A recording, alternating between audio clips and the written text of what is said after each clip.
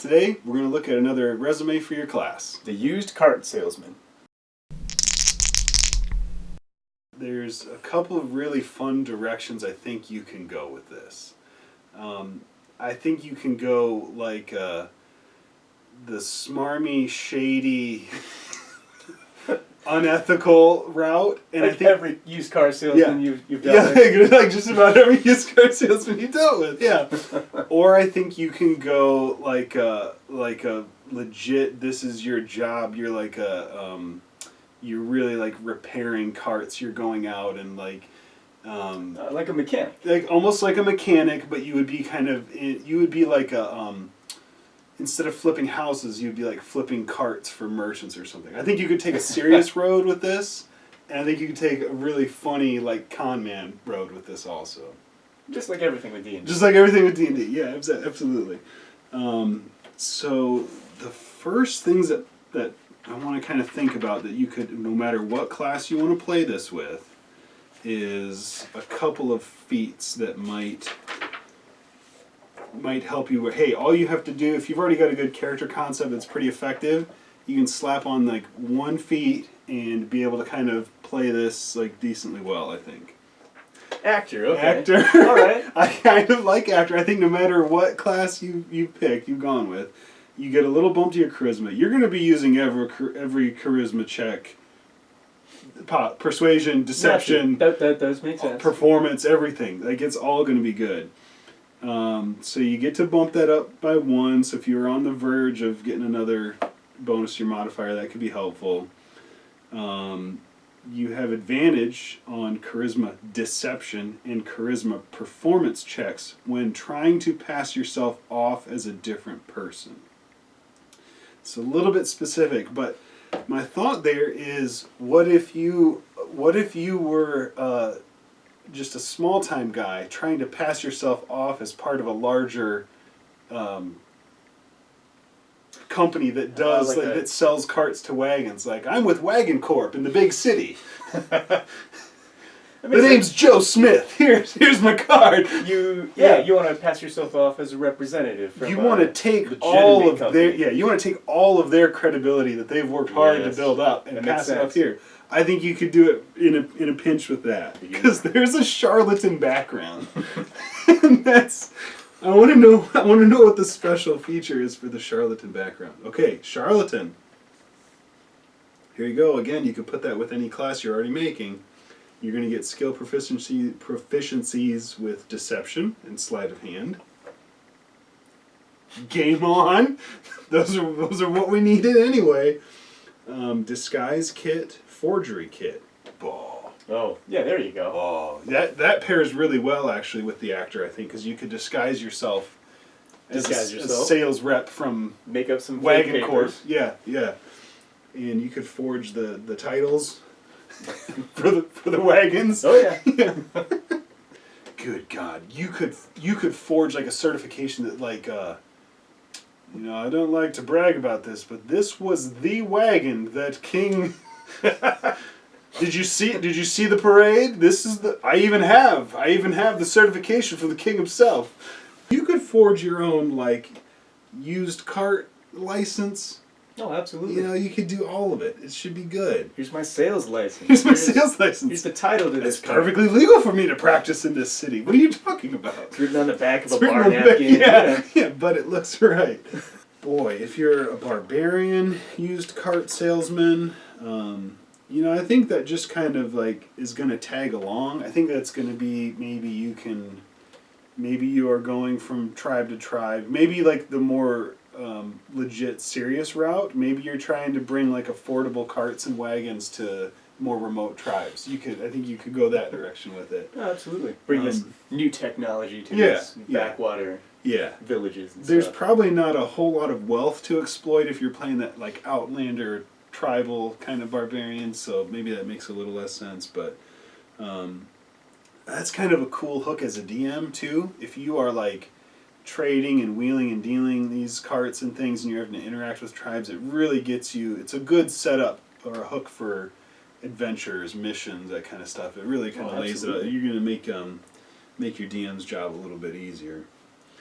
And a barbarian salesman, I mean, Yeah, fear is a great intimidation. Intimidation. You got it. You got the deception. Buy this goddamn cart. You want to keep your head. Buy this cart. Yeah, listen. I try to negotiate nicely. Okay. Bard. Bard would be. Bard is like the most versatile. People rip on the Bard, but I love the Bard so much. You can do anything. They're jack of all trades. Yeah. You can, yes. You can jack with anybody. You can jack anyone. Yeah. Expertise, obviously. I love this for the Bard. So, expertise. Take it in whichever one you think you're going to use the most.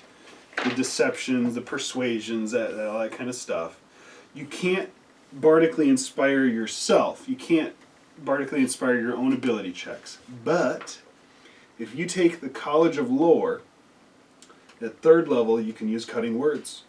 And that's on a creature you can see within 60 feet, makes an attack roll, an ability check. So whatever ability check you're going with, you can use the magic of your words, like, and I love this, like, cocky's not the right word, but this, like backhanded compliments used cart salesman, who's like, if you're like, I don't know if we can afford it, and you're just kind of like, you enjoy walking, you like walking in those shoes, like you seem like the walking. You do seem like the walking type. I don't know if the cart's right for you.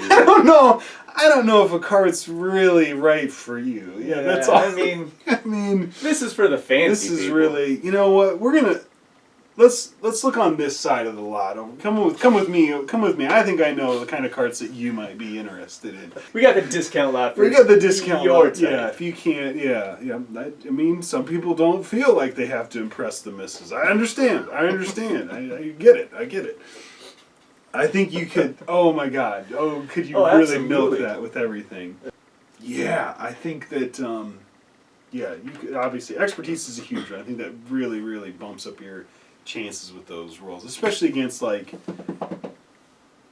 townsfolk. You know, these are not going to be persuasions against like incredibly charismatic villains and enemies and things. You're probably going to be. You're working with the common man, I think, is what you'd be doing. Yeah, exactly. So expertise, good grief, it should pay huge dividends. Really, with bardic inspiration, sales manager would be a great my God, yes! So, yes! They gather in the morning for their daily meeting. Bardically inspire you, bardically. Let's sell some carts, yeah. There's Wolf of Wall Street type shit. Yes! Yes! They get together in the morning, and they just get bardically inspired for the entire day. Yeah, if you're the manager, 10 minutes is plenty. 10 minutes is plenty of time that they're having. But I think you've got your little army of minion salesmen. That might be your friends at the table. And I think when you see somebody like eyeing a cart or looking, you kind of like, all right, Bill, all right, get out there. Here's what I want you to. You kind of like you give them the little shoulder, little shoulder massage, pump them up, and you tell them, all right, we got to move. You know that we got to move that cart. We've had that cart for 2 months now. We got to move that thing. I want you to make them a deal. I know, I'm looking at the cleric here and I'm trying to find an angle. Oh, I've got one I know. You're a shitty cart salesman. And you've been a shitty cart salesman for a long time. You can't do it on your own. You're reaching out to a higher power to help you sell these cars to make it. So you're always stressed about like I gotta sell one. I just gotta sell one. I can't. Like you just you're desperate. And I think that you're constantly giving yourself guidance on ability checks. Like you take a minute and you're like, okay, all right, Pelor, I need your help on this one.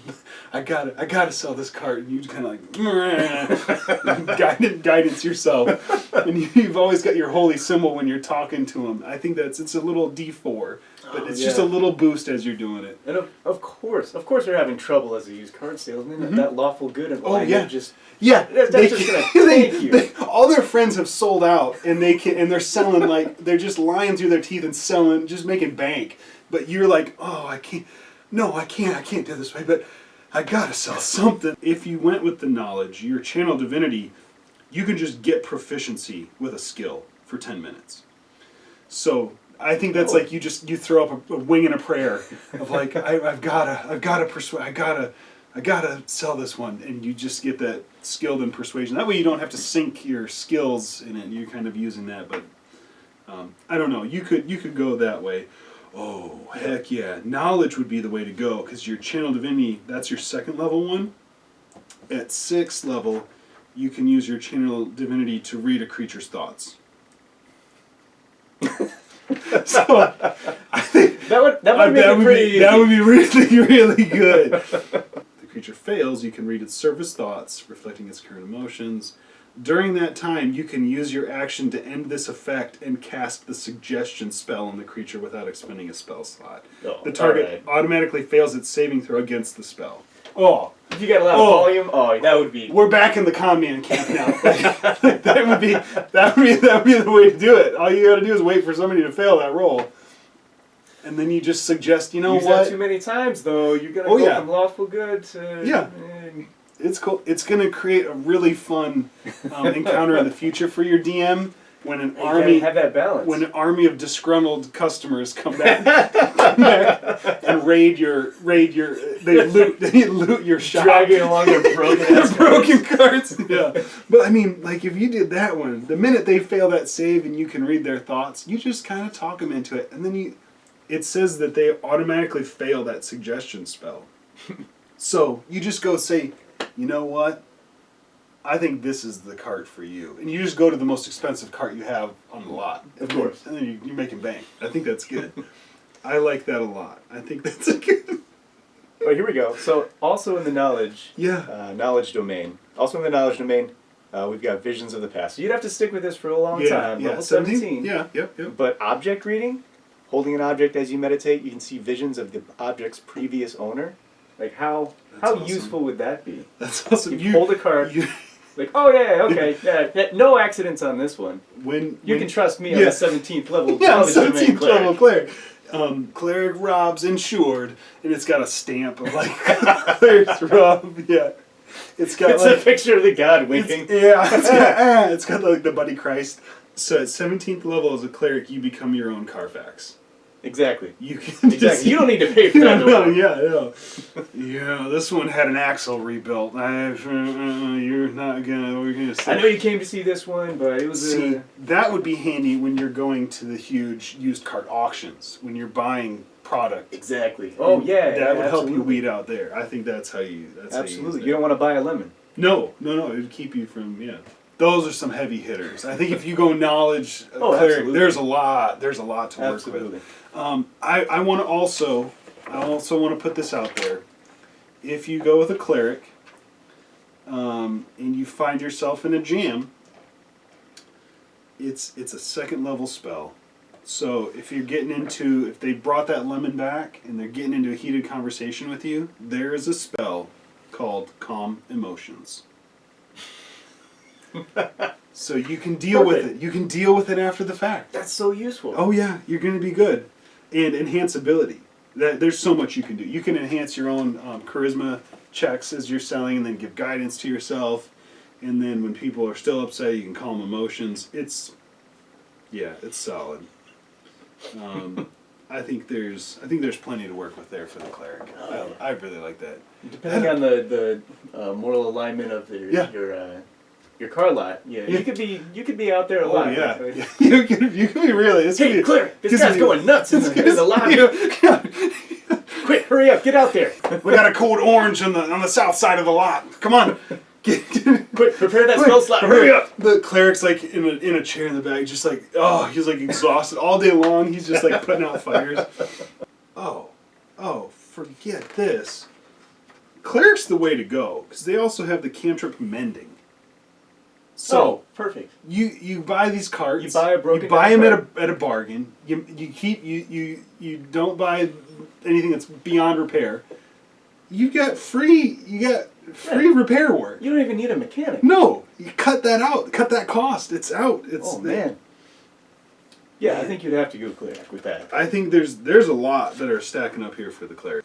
Paladin has a lot of angles, just like the cleric. They don't have all that magic, but you could be that like ringing endorsement from the holy man kind of thing.